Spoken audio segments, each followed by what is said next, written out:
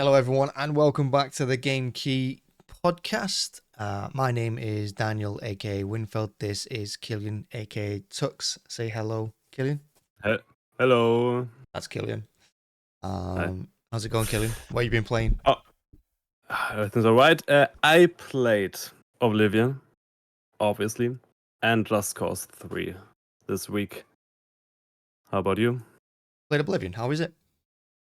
Oh, it was pretty good. Didn't play it much yet. Only like 3 hours, I think. Because it didn't much time, but I liked it very much. You played the original? No, not really. You don't Just a play few the games. Alright, well. It was too old. It was too old for me. The graphics were not good enough in my view. I grew up with Skyrim, then was Oblivion, a big downgrade. Crazy. But no, it's good. Yeah. Yeah, no, I mean, Oblivion were great graphics when it came out for me. What have I been playing? Oh, I've been playing Blasphemous.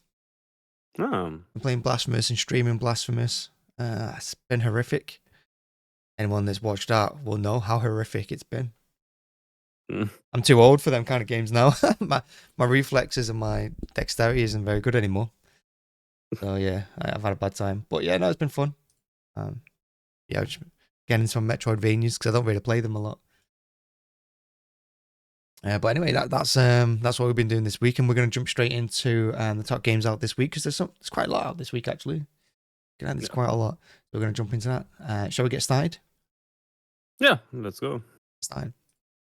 All right. So first up, out this week we have Tempest Rising. And if you don't know what Tempest Rising is, shame on you. It's a RTS, and it's kind of like, I wouldn't say it's more Command and Conquer than StarCraft, isn't it? Yeah. This one. What's that so? That is like if you love your Command and Conquer games or your StarCraft or any RTS really, you're gonna love Tempest Rising. It's inspired by classics of the 90s and early 2000s. It's out on the 21st of April. It's out on PC. And of course, you can get it on Steam as well. Judging by the screenshots, as far as I've not picked it up yet, definitely a bit of Command and Conquer in there, and it's definitely a bit of StarCraft in there as well. I can tell by the buildings. Yeah, it's out now on PC. Yeah, the next we have the obvious one, the Elder Scrolls 4 Oblivion Remastered. The Shadow Drop, which wasn't a Shadow Drop because everybody knew it. We got the live stream on the 22nd of April, and then we got the release. I was pretty excited. Even if it was already obvious that it will be available soon. I played it, the graphics look amazing. Made with the Unreal Engine 5, so it looks good, it feels good to play it, but you still get the nostalgic vibes. I can tell you that, but the others said it. The game has very positive reviews, with over 80%. And it's out on PC, Xbox Series, and PS5. And it's in the Xbox Game Pass, so you can check it out at a very cheap price as well. Yeah, I'm sure we're going to be talking about this one a little bit later as well. Yeah, we will. Yeah, Oblivion. And next up we have Thunderfolk, which is a turn-based tactical RPG adventure where your phone becomes the controller. I've always wondered about these games because they're not really for me. You know, these party ones where you use your mobiles. Yeah. But this one's got some decent reviews. I mean, it's very positive. People have been playing it already. But yeah, so far, people seem to enjoy it. And party games, if you have friends, I don't have friends, so I can't play it.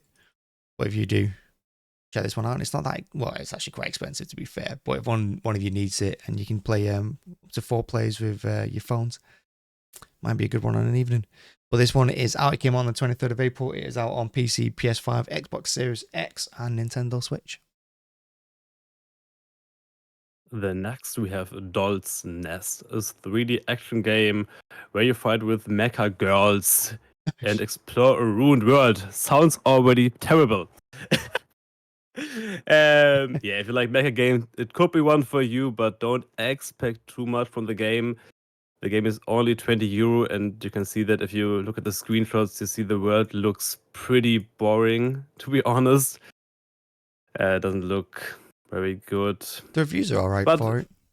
Yeah, that's true. 82% positive. same as Oblivion, so maybe it's as good as Oblivion. Huh? Yeah. You fight at the Mecha Girl. It's with Souls-like elements. You have hard boss fights. You'll die a few times. You can customize your mechs, and if you like mech games, it could be one for you. Yeah, this genre, I think there's a dedicated fan base for it, isn't there? Yeah, definitely. Like I don't play these games, but like Gundam and those kind of things, they're always popular. I think it's the same people buying them. And next up we have Fatal Fury of the Fatal Fury City of the Wolves, which is I think it's like a reboot of the Fatal Fury series, 26 years after the last release. Of course, it's I think it's a 1v1 fighter, isn't it? Yeah, it is. It is, yeah. I know I wasn't going nuts. Graphics look nice. It reminds me a lot of Street Fighter 6, to be fair, the graphics. Yeah, it's from the same people. Oh, there you go then. Look at that. From the same people who did Same developers. Street Fighter 6. I'm not into fighters, as we've been through on many podcasts. I don't play them, so it's not going to be for me. But of course, if you're big into it, you can absolutely love it. And again, the reviews, very, very positive. Gotta say, it's very positive. It says here, this is a game for fighting game players. There you go. So fighting fans will love it. It's out on PC and Xbox Series X and PC. One thing about the game, it has pretty fun characters. For example, we have Cristiano Ronaldo, the football player there, who plays with his ball and then kicks the ball at his enemies. I think it's hilarious. Wait, did you say Ronaldo's in it? Yes, Ronaldo is in the game. Right. Okay. Oh, it's pretty fun. Whenever I think fighting, I think Ronaldo. Yeah. First thought for everyone. Then next, we have Claire Obscure Expedition 33. It's turn-based combat, story-rich fantasy RPG. You lead an expedition in this world, and the world is pretty strange. You don't die because of old age in most cases. You die because goddess called the Paintress draws a number on the monolith, and everyone at this age dies. Pretty strange world, to be honest. You lead an expedition against the Paintress and try to stop that circle, which continues for many, many years already. And you have turn-based combat, but in the fights you have to make combos, quick combos, and parry the enemy. So it combines many systems. It has an amazing story, and it looks pretty good. Yeah, I was actually reading the reviews on this one last night, and there's a lot here saying that in the first 30 minutes, everyone just starts crying. So it's supposed to be a really good game, and I think this is the big release of the week, isn't it? This one? Yeah, probably. And this just, yeah, I know it's from former Ubisoft devs as well. So this goes to show that it's not just the Ubisoft devs that are useless; it's actually the company. So yeah, try it out. I know I want to. Next up, we have the 100 Line Last Defense Academy. Again, this is not going to be a game for everyone. We all know what the story-rich anime games are like. Lots of talking, lots of pressing buttons, lots of reading, and there's some tactical combat in there too. Grid-based combat as well, of course. But yeah, not for me again, but there's obviously a dedicated fan base for this genre. And this one is out on PC and Switch. That's all I'm going to say on it. Yeah, the next we have Phantom Brave, The Lost Hero, a game which not many players will get probably. If I see the price, it's pretty expensive. Okay, let's talk about the game first. It's a role-play game. It's a JRPG with 3D enemy characters. You had a ship accident, you're in the ship, and you have to recruit phantoms and bind them to objects, combine them with gadgets, and even merge them with Morona herself in this Play It Your Way RPG. The game offers a big world where you can do many things, and it's fucking expensive with 60 euros for the game. I don't know why they did it so expensive. It looks cute in my eyes, but not for €60. I just think a lot of games are going to go up in price this year. Once, with the you know, GTA. once that GTA 6 coming out, we're all in trouble. Yeah, for sure. And next up, we have World of Goo 2. I remember playing the first one. It was a long time ago. But this game exists. But yeah, World of Goo. How to describe World of Goo to someone who's never played it? I would say, imagine Lemmings, but instead you have goo. That's about it. You're just trying to get across different obstacles. You're trying to bridge gaps. And yeah, you're just trying to, I don't know, I guess destroy as much of it as possible, survive. Well, you're trying to save as much of it as possible as you can. Not destroy it, you're trying to save it. But it's a good fun game, good puzzler as well. It is on a single player, but there is shared split screen co-op as well, so you don't need to play online. You can play couch co-op if you want to with you as well. So it's a good family game too. It is good family, harmless fun, World of Goo 2. It's not one that's going to keep you playing for about 1,000 hours, but it's going to be good for a couple of playthroughs. I say that. And this one is out on PC on the 25th of April. And that's all our top games out this week. But yeah, man, playing the first World of Goo.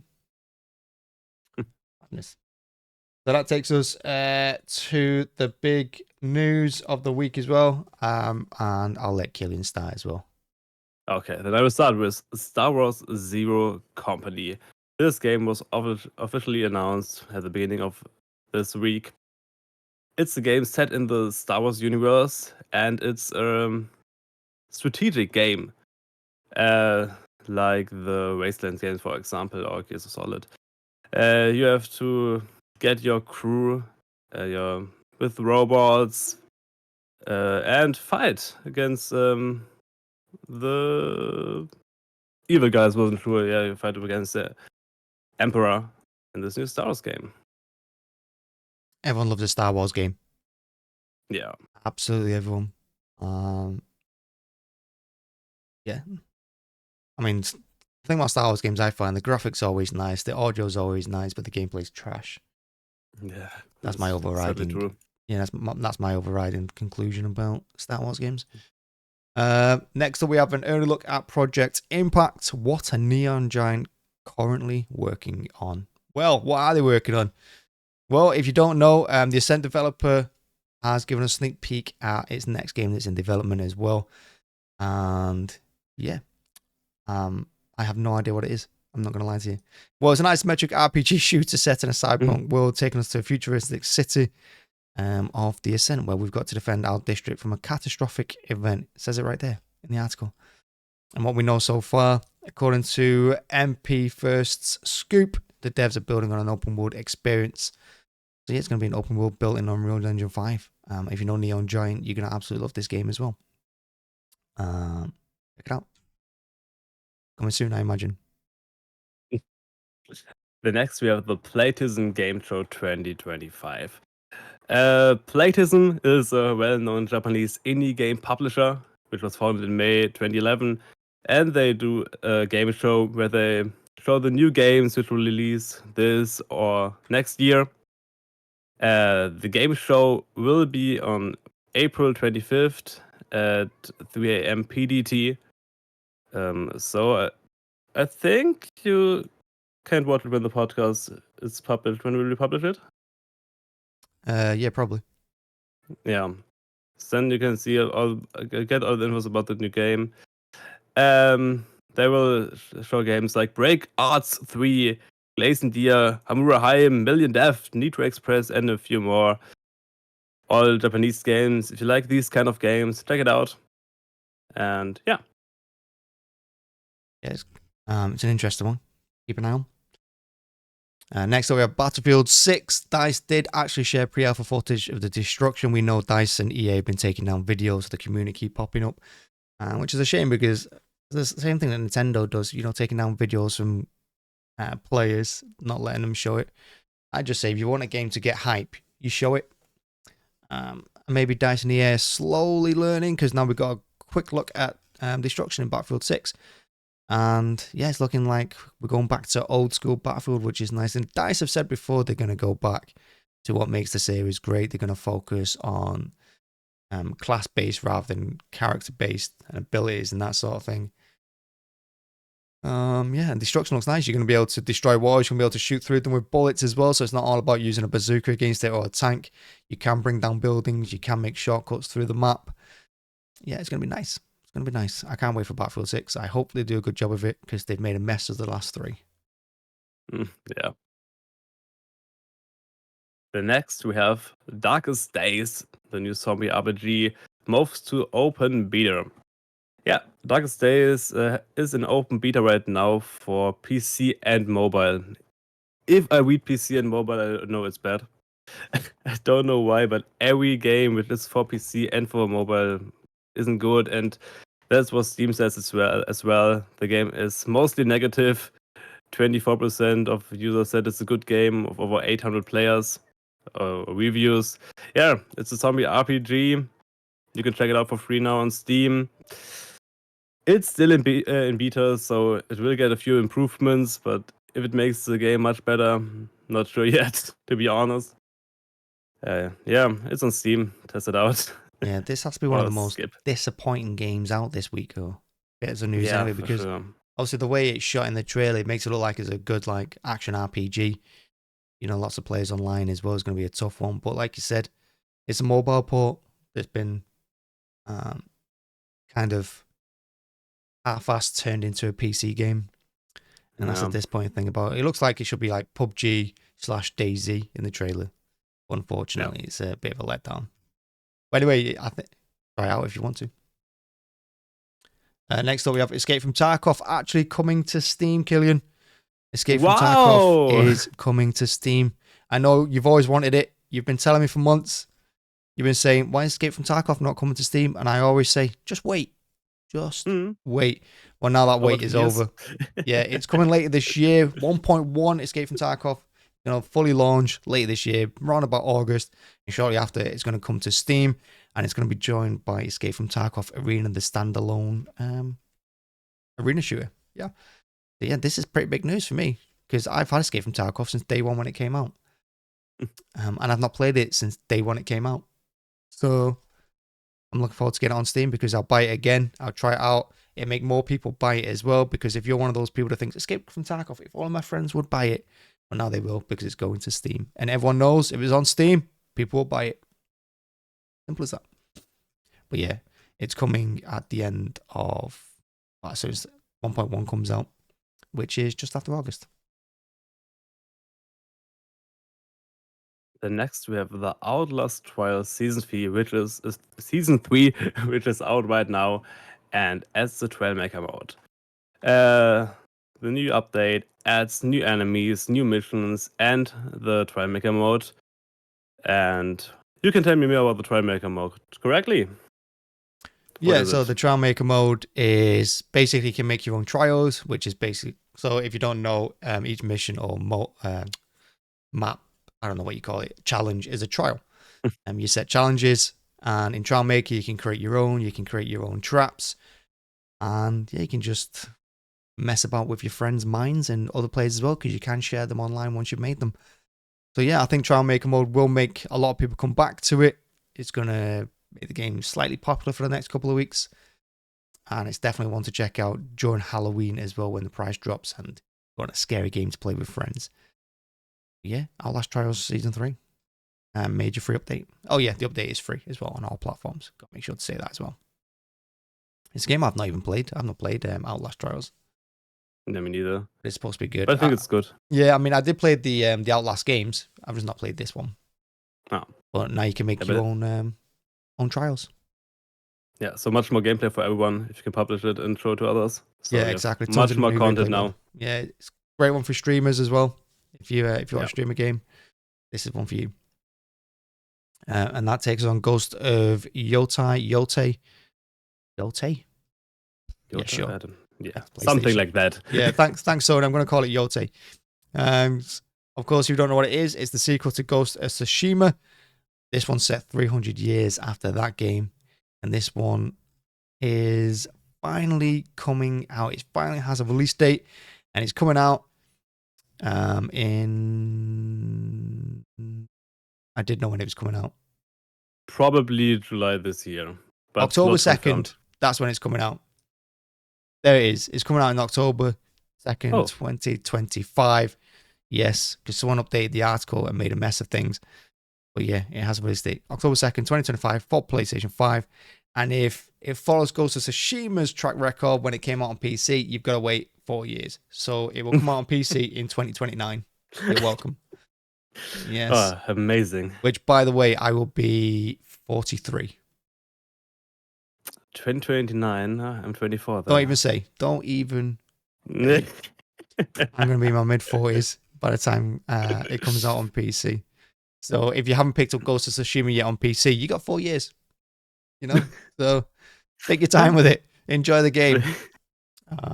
But yeah, this one looks good. And if, like I said, it finally has release date on PS5 for 2025. Then next, let's talk a bit more about the other scores for Oblivion the Remastered. The game stormed up the Steam charts. I watched the live stream with over 500,000 other players who liked the nostalgic and wanted to see what's new. Oblivion is one of the Steam top-selling charts #1 right now, and the game had over 180,000 players on the release day in the late evening then. And yeah, it's Oblivion. It was seen that the game will be a fan favorite. The game was a fan favorite all the time, and now with a new engine, it looks much better. It feels much better. You have combat sounds, and yeah, it's Oblivion, and it's amazing. I love it. I will play it more the next days when I have more time. Yeah, it's doing well. It's doing well. Yeah. And we've got even more Oblivion news because if you didn't know, Oblivion, because it's Bethesda, does not have official mod support. However, that hasn't stopped over 100 mods appearing already, and probably nearly 200 by now, because this article was done a couple of days ago, on Nexus mods. And there's dozens and dozens of mods on there, anything from changing the UI, changing the carry weight, changing the graphics, maybe adding a couple of NPCs, anything you could want. But just remember, it's not official mod support, so make sure you read everything before you try and install it. But yeah, Oblivion is massive. There are already over 400 mods. Over 400 mods now. It's gone up to over 400. And so it's gone up 300 in 2 days. That is how massively popular Oblivion is. And if Bethesda just learns for the next Elder Scrolls game to give it official mod support, they have no idea how much better their games could be. Yeah. But all the Elder Scrolls games and the Bethesda games will get modded anyway, so... Well, they need to be modded because Bethesda can't make games properly. They're always broken. That's true. But yeah, no, it's got over 400 mods now for PC, Xbox, and PlayStation. Well, for PC anyway. Yes, that's crazy. And if you like modern games, I mean, I generally don't do them, but I know it's made Skyrim last another 20 years. And let's be honest, everyone's surprised that Bethesda didn't re-release Skyrim. So yeah, why not? A 7th or 20th Skyrim wouldn't be amazing. I guarantee there'll be a mod out now, or will be in the next couple of days, that turns Oblivion into Skyrim. Yeah, there was a plan from the old Oblivion. There was a group of developers who wanted to port Oblivion into the Skyrim engine, but it took them too long, and then they released the remaster. But they all got a key gifted from that's Bethesda. Nice. That's nice. Well, at least Bethesda are doing that right. So good for them. But yeah, Oblivion. So, next we go to Ubisoft's NFT offensive. And the hidden strategy behind the Might and Magic Fates. Might and Magic Fates is a new game from Ubisoft which got announced a few days ago. And it's a trading card game like Hearthstone, for example. But it uses Web3 technology. So if you get your cards in-game, you can upload them to Web3 and get them as an NFT, and you can sell them to other players on this blockchain with crypto. It's completely optional, so you don't need to use it, but you can use it. So yeah.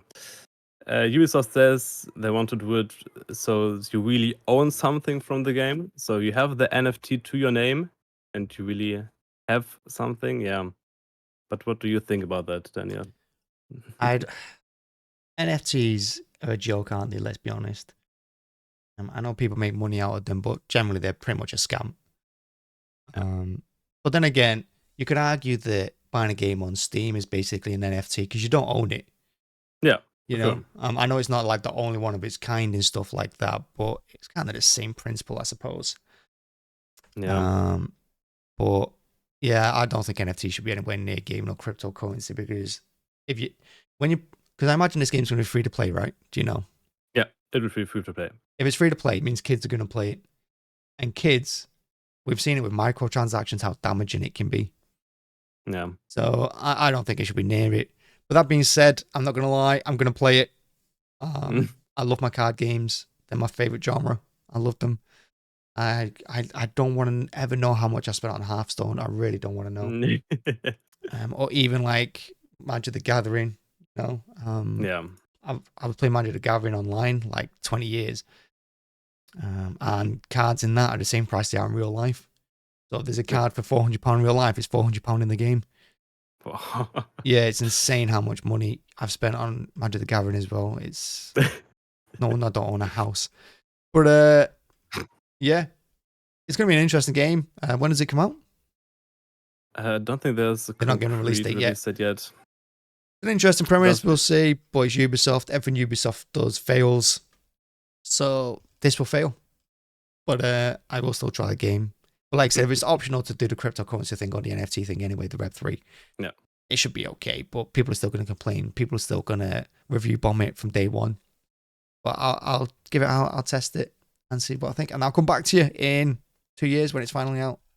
But I think I do think Might and Magic, it's been a long time coming. They should have released a card game for it so much like sooner. Yeah. Yeah. Every game now, every large game franchise basically has a card. Even the Elder Scrolls got a card game for a while. I can't believe Might and Magic doesn't have one. Yeah. Yeah. We'll see how it goes.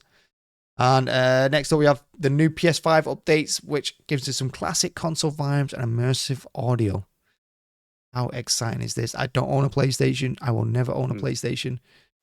But yeah, I don't own one either. Yeah, but you can turn your PS5 into a bit of a classic look, a classic feel. People really like that.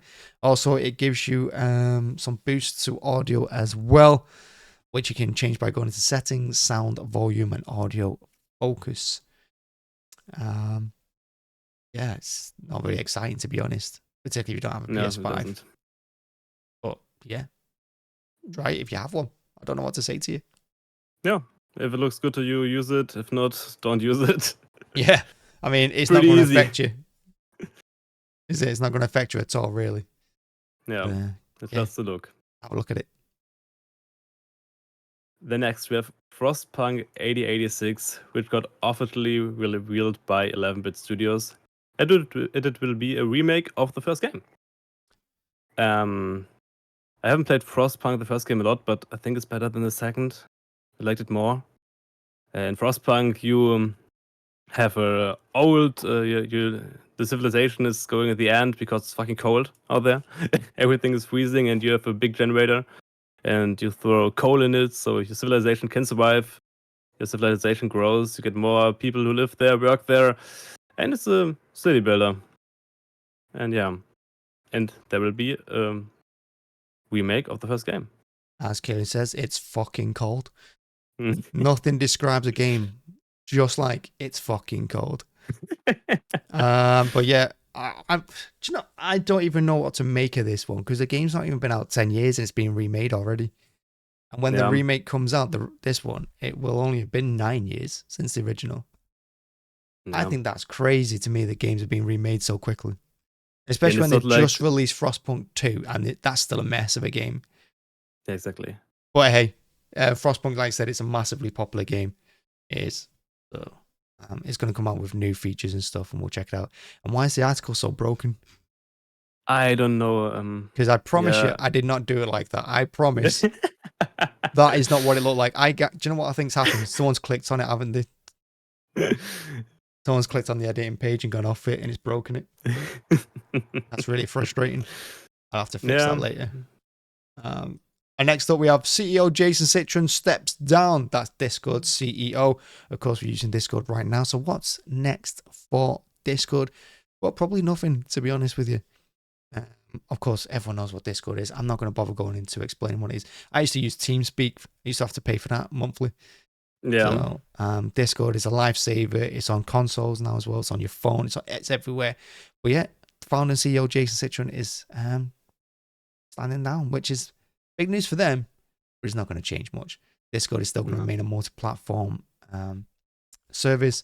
It's just going to keep getting bigger and bigger. And to me, I don't think anything's going to come close to touching it. It's like Steam. It's the first one to do it of its kind. It's not going to be touched. Yeah. So yeah, he's stepping down. The next, we have Wheel of Time open world RPG in development at iWat Games. See, this is what my articles normally look like. I don't know what happened to that last one. Yeah. Yeah. The Wheel of Time is, I think, Prime Video original series. And it will get an open world RPG AAA game. It will. What will it be? Is there anything? Yeah, so it's a AAA open world RPG. It's going to span all 14 books. If you read the books, they're good books. I read them in college, or started to read them in college. And it's going to be an absolutely massive game. And it says it's going to cover the entire world. We don't exactly know what that means. But I did put a thing here saying that if you're wondering, it's a massive 2,750 named characters. So that's amazing. Yeah. So if they have 2,750 named characters with voice lines in it, that's going to be an insane game. Yeah. And whether it's too ambitious or not, I don't know. At first, I thought it might have been an MMO, because when you look at 14 books and loads of content, because they've got a series, they're making films, they're making animations. This is going big time, World of Time at the moment. I thought they'd make it into an MMO, but instead it's going to be kind of the Witcher kind of thing. So yeah, it's going to be an interesting one, to say the least. Yeah, for sure. Oh, and the person that's making the game as well did Lord of the Rings Online. He was in charge of that. So another reason why I thought it was going to be an MMO as well, because I've been playing a lot of Lord of the Rings Online at the moment. Absolutely loving that. So yeah, that's basically what it's going to be about. We don't really know anything else other than it's going to be a AAA. Usually when a company tells me it's a AAA game, it ends up a disaster. Yep. Until and it will be expensive. Yeah, until Ubisoft made a quadruple A game. I don't even know what that means. And neither do they. So yeah, Wheel of Time RPG coming.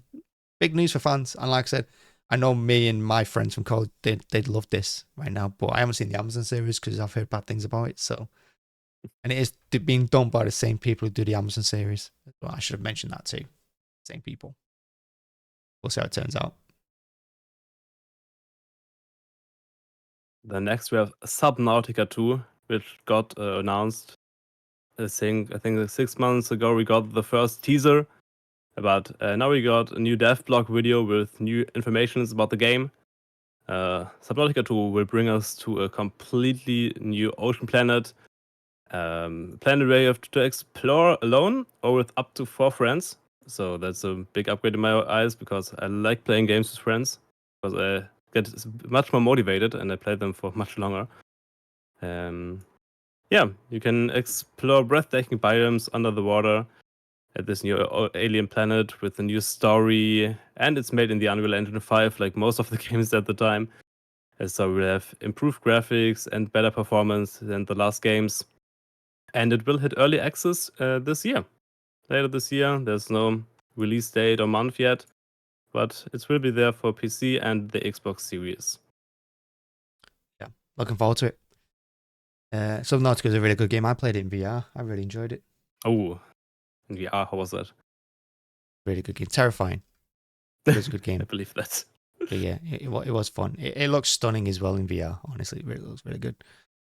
And that's the news of the week. And my big takeaway from that is I need to fix an article. But other than that, we have one more. Oh, do we have one more? My bad. You have to scroll down. You have to scroll down. There are Oh 2 my pages. word, you're right. Do you know what? This is one I did yesterday as well. I did this one yesterday. I remember it. Supermassive Games has reportedly cancelled a PS6. Wow, Blade Runner game. I am useless at talking right now. Yeah, Supermassive Games. Making a PS6 game, and I think this is the first time we've heard about a PlayStation 6 game in general. I think. Yeah, me too. But yeah, apparently they're making a Blade Runner title, Blade Runner Time to Live. Game was going to be a character-focused cinematic action adventure slated for 2027. It was also going to come on PS5, Xbox Series X, and PC. But yeah, apparently for some reason it's been cancelled by the IP owner. We don't know why. It only went into pre-production last September. It was meant to be shown this September coming, but it's gone. It's gone, just like that. Gone. It just poofed away. So. Yeah, so now we have no news about it, just gone. Hopefully it pops up again, because Blade Runner is a really good sci-fi. You know, and I know a lot of people who absolutely love it. I love the reboot of it as well, with Gosling. I thought it was a very good film. Yeah, it's a shame. But yeah, we'll probably start hearing more news about the PlayStation 6 in general in the next couple of months anyway, because we do know them consoles are likely to come in 2027. And other than that, as for Supermassive Games, they're still working on the Dark Pictures anthology. The next game is Directive 8020, which takes the series to space. And I think that's all the news of the week. Yeah, I think we got everything now. Yeah, look at me. Look at me doing my job properly. Ish. Been terrible. And that takes us on to the games coming out next week. And if you didn't know, Forza Horizon 5, where's it going, Killian? It's coming to PS5. Coming to PS5. Forza Horizon 5. That is going to PS5. And this is kind of... I don't mind this from Xbox. I don't mind this from PlayStation as well, where they're starting to put their games on other platforms. Yeah, I never thought I'd see Forza or Halo on the PlayStation, but they're coming to PlayStation. And for me, that only benefits gaming. It's going to benefit prices in general, because they're going to be more competitive, I think. Yes. Yeah, it's good news all around, to be honest with you. And I think both companies are getting set for, well, the next consoles are coming out soon, but after that, everything's going cloud-based. It's not going to be any consoles, I don't think, so probably get it started now. Forza Horizon 5 coming to PS5 on April 29th. The next we have MotoGP 25. This game will release 30th of April for PC, PS4, PS5, Xbox One, Xbox Series, and the Nintendo Switch. It's a MotoGP game. You drive motorbikes. You have to race. It's like fucking cold. Same as last year. That's what it is. But yeah, same as last year. New drivers, new bikes. As Killian says, you just drive. Drive and win. Don't fall. You pull back on the throttle and off you go. That's about it. I'm never going to play it either. Don't worry about it. But yeah, this is out on April the 30th on all platforms. And then the last of the games coming out next week is Skin Deep. That is coming out. That will be coming out on the 30th of April as well for PC. It's an immersive first-person shooter. I love these. And it looks like just a fun one as well. Just a fun one. It's got a flying cat there with a hat. Flying cat with a hat. So yeah, I have no idea what this game is. I should have looked at this beforehand, but I haven't. But it just looked kind of fun as well. It's only single player, no multiplayer. Just gonna be messing about. Don't expect Doom. Expect stupidity, I suppose. It's quite fun. Yeah, fun. Have fun. There's a game coming out next week actually that is not on here. Which one? It's one that I recommend because I played the demo the other day. Dead Zone Rogue. Keep an eye on this one, Killian. We can even play it in co-op. It's a fast-paced roguelike FPS. So if you like your roguelikes, this one's a shooting one. It's set in space, lots of sci-fi elements to it. I did play the demo, which is obviously you can play on PC right now. I really enjoyed it. And I'm really looking forward to the full game when it comes out. Like I said, it's coming out on the 29th of April on PC. Yeah, but I think now we have covered the most important games which we'll be releasing next week. And so we come to our favorite deals of the week. The first deal is The Long Dark. a game from 2017, which in my eyes still looks pretty good. Yeah. Yeah, you have to survive the long dark in this open world survival game. It's a single player game and it's 90% off right now. So you can get it for €3 on Steam. And the offer is until the 1st of March. Yeah, I'm not even gonna lie. No matter what the game is, if I see a game on Steam for 90% off, I just buy it. Yeah. And this is why I've got like over 2,000 games on Steam. I just buy things. I bought 6 games the other day that I'm never going to play because they're all like 85 to 90% off. Just do it. You give Gabe the money. Just give Gabe money. You know, that's my thing about it. But yeah, The Long Dark, it is a good game. It's got very positive reviews. Everyone absolutely loves it. It has been out a while. But yeah, 90% off, you can't really complain too much, to be honest with you. No. And a game that I also have and I've never played. Persona 5 Royal is out. It's 60% off right now on Steam. Overwhelmingly positive. Like I said, I've never played it. I played a couple of these and I just hate the fact that I have to watch a lot of teenagers talk and press the button. But yeah, it's people love it. People really enjoy it, and it's 6% off. So you've been waiting for a discount. Now's the chance to get it. It's £20 to me. I don't know what that is in euros. Maybe like 25 euros. I don't know. In euros, it's 24. I was close. Euros. To 23.99. 23.99, yeah. Yeah, 23.99 euros or 19.99 pounds. Get out, 60% off. Persona 5 Royal. Additionally, we have the Sega Golden Week sale, so you can save on many Sega games right now. Sonic games, Persona games, Yakuza games. Everything is covered. Get Pirate Yakuza in Hawaii, 20% off. Sonic Frontiers, the Sonic games are really good fun. I might actually check out that Sonic one as well. I do like the Sonic games. But yeah, a good Sega deal. You know, actually, this brings me to a point. There's a game, what do you call it? Like the Mega Drive Classics or Sega Genesis Classics, depending on where you are from. And they've removed that from Steam, so they could sell Sonic at full price on Steam, which is very disappointing. I know, very disappointing that.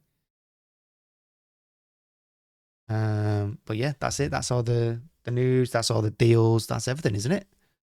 Yeah, I think we got everything covered. We've been through everything. How crazy is that? Been through everything. It's been a good one. It's been fun. What else? Anything you want to add, Killian? Yeah, I have something. Frostpunk, it's fucking cold. It's fucking cold. Bye-bye. Bye-bye.